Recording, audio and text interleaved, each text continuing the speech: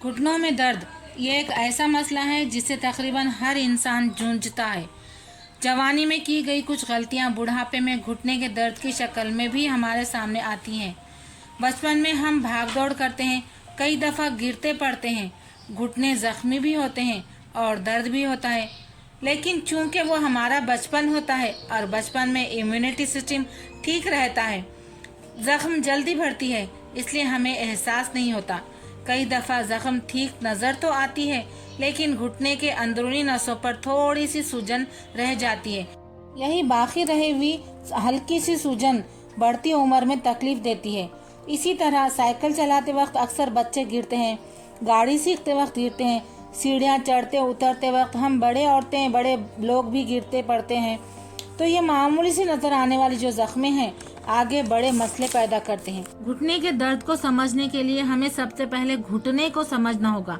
घुटने के जॉइंट के दो हिस्से होते हैं। पहला हिस्सा है फेमर। फेमर यानी कि घुटने के ऊपरी हिस्सा, घुटने का ऊपरी हिस्सा जो मांडी से लेकर घुटने तक की जो नली होती है उसे कहते हैं फेमर। उसी तरह है दूसरा हिस्सा टीबिया। टीबिया ये नीचे वाला हिस्सा है, जो पिंडली वाला हिस्सा है, पिंडली की जो नली है उसे कहते हैं टीबिया। इनके अलावा टीबिया के साइड एक और लंबी हड्डी होती है, उसे फिब्यूला कहा जाता है। और एक और छोटी हड्डी होती है जो जॉइंट के ऊपर होती है, घुटने के जॉइंट के ऊपर, उसे कहा जाता है पटेला। और इन जॉइंट्स को जोड़ने का काम करता है क्वाड टेंडन और पटेलर टेंडन नामी एक साथ जुड़े हुए बहुत सारे टिश्यूज। और इन टिश्यू में होती है बहुत सारी ताकत जो कि इन टिश्यूज को जोड़े रखती है और हमें हरकत में रखती है। हमारे घुटने पर एक पतला सा कवर जैसा हिस्सा होता है जिसे कहा जाता है कार्टिलेज। कार्टिलेज हमारे हड्डियों को घसने से बचाता है, हमारे हड्डियों को फ्लेक्सिबिलिटी देता है, जिसकी वजह से हम अपने हड्डियों की हरकत कर सकते हैं, उठ बैठ सकते हैं, हम चल सकते हैं, हम दौड़ सकते हैं। लेकिन ज़्यादा चलने से, ज़्यादा साइकिलिंग करने से, ज़्यादा दौड़ने से ये कार्टिलेज घिसने लगता है और हमारे घुटनों में शदीद दर्द शुरू होता है। इस तरह के दर्द वाली बीमारी को मेनिस्कस टियर्स कहा जाता है। इसी के साथ साथ स्प्रेन्ड लिगामेंट्स, टेंडिनिट्स और रनर्स नी ये कुछ अमराज है जिनमें घुटनों को शदीद दर्द होता है और हरकत कर नहीं सकते हैं घुटने, जिससे हमारा उठना बैठना चलना फिरना बहुत मुश्किल हो जाता है। इसीलिए कहा जाता है कि इलाज से बेहतर प्रिकॉशन है। अगर हम अपने रोजमर्रा के रूटीन में थोड़ी सी तब्दीलियां बचपन से ही करें तो हम तक बहुत सारी मुश्किलें आएंगी ही नहीं। अब आप कहोगे कि बाजी बचपन में इतनी समझ होती कहाँ है? ठीक है ना, बचपन में ना सही, अब तो समझदार है ना आप। अब भी अगर हम अपने जिंदगी में अपने आदत व अतवार में थोड़ी सी तब्दीलियां लाएं तो कम से कम डॉक्टर के बड़े खर्चों से तो बच ही सकते हैं। और अगर अपने बच्चों की रोजमर्रा के आदत व अतवार, उनकी रोजमर्रा के रूटीन में कुछ तब्दीलियां ला सके तो हम एक सेहतमंद कौम पा सकते हैं। कुछ खास करना नहीं है, हमें सिर्फ 3 नए आदत अपनाने हैं, नए हैबिट्स अपनाने हैं और पुराने हैबिट्स को पूरी तरह से भूल जाना है। पहली हैबिट है जिसे हमें अपनाना है वो है सुबह जल्दी उठने की हैबिट। जी हाँ, हम क्या करते हैं कि फजर के वक्त उठते हैं, नमाज पढ़ते हैं और सो जाते हैं। ये सोना हमारे लिए बहुत ज्यादा नुकसानदेह है। हमें सुबह फजर से पहले उठने की हैबिट अपनानी है। फजर की अजान से करीबन आधा घंटा पहले उठकर टहलना है अपने घर में, या तो कुछ काम कर सकते हैं जैसे किचन टेबल साफ करना, झाड़ू मारना, चाय वगैरह रखना। इससे होगा ये कि हमारी नींद हमसे पूरी तरह दूर चली जाएगी। और उसके बाद हमें नमाज पढ़ना है, इबादत करना है और इबादत से फ्री होकर ऐसी जगह बैठना है जहाँ पर सूरज की किरणें आती हों, चाहे वो गैलरी हो, आंगन हो, खिड़की हो, कहीं पर भी हो, ऐसी जगह बैठना है जहां पर सूरज की किरणें डायरेक्ट आती हैं और उस सूरज की किरणों को डायरेक्ट अपने जिस्म पर लेना है। सूरज की किरणों में विटामिन D12 होता है जो हमारी हड्डियों के लिए बहुत जरूरी है। या एक और आसान तरीका है, सुबह फजर पढ़ें, जिक्र और अस्कार करते बैठें। सूरज की किरणें निकलने से पहले का वक्त इशराक का होता है, तो इशराक पढ़ें और इशराक पढ़ते ही घर से बाहर निकले मॉर्निंग वॉक के लिए। इस तरह से सुबह की पहली किरणें हमारे जिस्म पर गिरेंगी। मॉर्निंग वॉक के हजारों फायदे हैं, जिनमें से हड्डियों के लिए भी ये बहुत फायदेमंद है। सुबह जल्दी उठने की एक आदत हमें लगाना है। दूसरी आदत है एक्सरसाइज की, जिसमें हम चाहे तो वॉकिंग भी कर सकते हैं, या दूसरा एक ऑप्शन है योगा का। योगा हम घर पर ही कर सकते हैं, हमें कहीं बाहर जाने की जरूरत नहीं है। योगा के कुछ अक़साम खास घुटने के फायदे के लिए होते हैं। सुबह सुबह कम से कम आधा घंटा हमें योगा करने की आदत लगानी है। तो एक्सरसाइज में हमने देखा वॉकिंग और योगा, और तीसरा एक और पैटर्न है एक्सरसाइज का, जो है कि घर में ही टहलते रहना। दिन भर हमें घर में चलना है, अपने आप को हरकत में रखना है। आमतौर पर औरतें काम करते वक्त तो हरकत करती हैं, लेकिन जो बड़ी उम्र की औरतें हैं, बड़ी उम्र की खवातीन हैं, वो सिर्फ बैठी रहती हैं, जो कि उनकी सेहत के लिए बहुत ज्यादा खतरनाक है। और जो बहुएं हैं, बेटियां हैं, जो कम उम्र बच्चों की माएँ हैं, हम लोग क्या करती हैं कि किचन प्लेटफॉर्म पर खाना पकाते हैं, वहीं खड़े खड़े हम बर्तन धोते हैं, वॉशिंग मशीन में कपड़े धुलते हैं, खड़े खड़े मिक्सर में मसाला पीसा जाता है, यहाँ तक कि हम खड़े खड़े झाड़ू भी मारते हैं और पोछा भी लगाते हैं। ये सारी की सारी गलत आदतें हैं। इस कदर इतना खड़े रहकर हम अपने घुटनों पर जुल्म कर रहे हैं, जिसके मुज़िर असरात हमें बुढ़ापे में नजर आते हैं और हम कुछ समझ ही नहीं पाते कि हमसे क्या गलती हुई। इसलिए कामों के दरमियान फर्श पर बैठना, झुकना चाहिए, उठ बैठ करना चाहिए।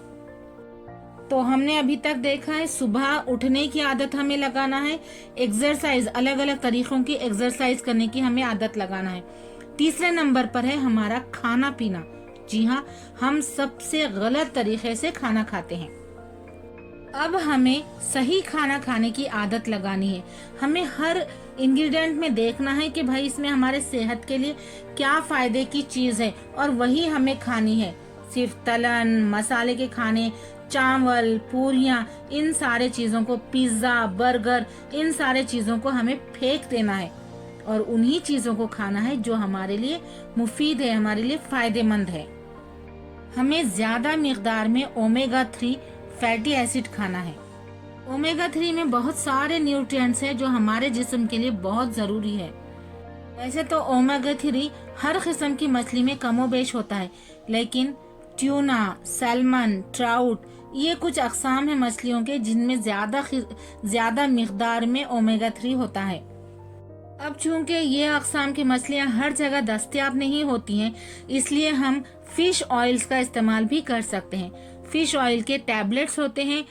दिन में एक टैबलेट हमारे दिन भर के ओमेगा 3 की जरूरत को मुहैया करता है। ओमेगा 3 के साथ साथ हमें हमारे ग़िज़ा में ड्राई फ्रूट्स और सीड्स को भी इस्तेमाल करना है। रोजाना एक छोटी सी मिकदार अखरोट की, बादाम की, अलसी, शिया सीड और पाइन नट्स की घुटनों के लिए बहुत फायदेमंद है। पत्ता गोभी, ब्रोकली, पर्पल पत्ता गोभी खाने से घुटनों की अंदरूनी सूजन कम होती है। वैसे तो हमें मालूम ही है कि फ्रूट सेहत के लिए बहुत फायदेमंद होता है, लेकिन हम करते क्या हैं, अगर हम बीमार हो जाएं तभी हम फ्रूट्स खाते हैं, बगैर बीमारी के हम फ्रूट्स खाने से कतराते हैं। तो अब से हमें दिन में एक तो भी फ्रूट खाने की हैबिट डालनी है। एप्पल, पाइनएप्पल, स्ट्रॉबेरी, शहतूत, ये कुछ फ्रूट्स है जो घुटनों के दर्द के लिए फायदेमंद है। हमें खाने में ऑलिव ऑयल का इस्तेमाल भी करना चाहिए। ऑलिव ऑयल में ओमेगा 3 होता है। ऑलिव ऑयल की जगह हम सनफ्लावर ऑयल और फली के तेल का इस्तेमाल भी कर सकते हैं, लेकिन इनमें ऑलिव ऑयल के मुकाबले कम न्यूट्रिएंट्स होते हैं। लेकिन चूंकि ऑलिव ऑयल ज़रा महंगा होता है, इसलिए हम उसकी जगह सनफ्लावर ऑयल या फली के तेल का इस्तेमाल कर सकते हैं। इसी के साथ साथ हमें दालें और बीन्स का इस्तेमाल भी करना है। हम अक्सर दालें बनाते हैं, फीकी दाल, तेज दाल, खट्टी दाल, लेकिन आमतौर पर उनमें भी हम गोश्त डालते हैं। गोश्त डालने की वजह से दालों का न्यूट्रिशन जो वैल्यू है वो कम होता है, और गोश्त की चर्बी की वजह से वो दालें भी हमें नुकसानदा हो जाती हैं। तो हमें मूंग दाल खानी है, खास तौर पर हरी मूंग दाल खानी है। काबुली चने खाने हैं, सोयाबीन खाना है, काले जो चने होते हैं वो भी हमें खाने हैं, चौलाई खानी है, हमें मटकी खानी है। इन सारी चीजों में प्रोटीन और फाइबर की मिकदार बहुत अच्छी होती है। जितने भी स्प्राउट मिलते हैं वो सारे स्प्राउट्स हमें खाने हैं, और खास तौर पर उन्हें बगैर पकाए के खाने की हमें हैबिट डालनी है। या अगर हमसे बगैर पकाए के वो स्प्राउट्स खाए नहीं जाते हैं तो उन्हें हम अलग अलग तरीके से कम गैस पर रखते हुए पकाएं।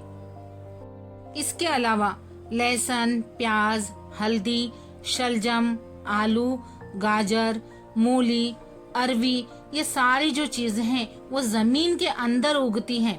तो उन चीजों को अगर हम अपनी ग़िज़ाओं में शामिल करेंगे तो ये सारी चीजें हमें हड्डियों के बहुत सारे मसाइल से आज़ाद कर सकते हैं। हड्डियों का गुदूद हमें खाना चाहिए। हड्डियों के गुदूद में बहुत सारा न्यूट्रिएंट्स होता है। जो नलियों में गुदूद निकलता है ना, वो वाला गुदूद, ये हमारे नसों के लिए बहुत फायदेमंद है। हमें होल ग्रेन खाने की आदत डालनी है। होल ग्रेन यानी कि छिलकों के साथ वाला अनाज। गेहूं के आटे में जो भुस्सी होती है जिसे हम छन्नी से निकाल लेते हैं, तो वो ना निकालते हुए उसे बगैर छाने के ही अगर हम आटे का इस्तेमाल करें तो वो बहुत फायदे का होता है। इसी के साथ साथ दालों पर पॉलिश की जाती है, तो ऐसी दालें खरीदें जिन्हें पॉलिश नहीं किया गया हो। ये सारी हमारे सेहत के लिए बहुत फायदेमंद है। तो ये 3 चीजें थी जिन्हें हमें अपनी आदत में शामिल करना है। नंबर 1, सुबह जल्दी उठना है। नंबर 2, एक्सरसाइज करना है। नंबर 3, हमें अपनी ग़िज़ा अच्छी करनी है। इसके अलावा अगर हमारे घुटनों में दर्द होता है तो हम उसे तिल के तेल से मसाज करेंगे। इसी के साथ साथ ginger oil, lemon grass oil से भी हम मसाज कर सकते हैं। तो ये था क्वेश्चन नंबर 8 का आंसर। क्वेश्चन नंबर 9 है कि बालों के झड़ने की वजूहात बताइए। जो हमारे बाल होते हैं, सर के बाल, वो जो झड़ते हैं तो उसके रीजंस बताइए और बालों को झड़ने से बचाने के तरीके बताइए।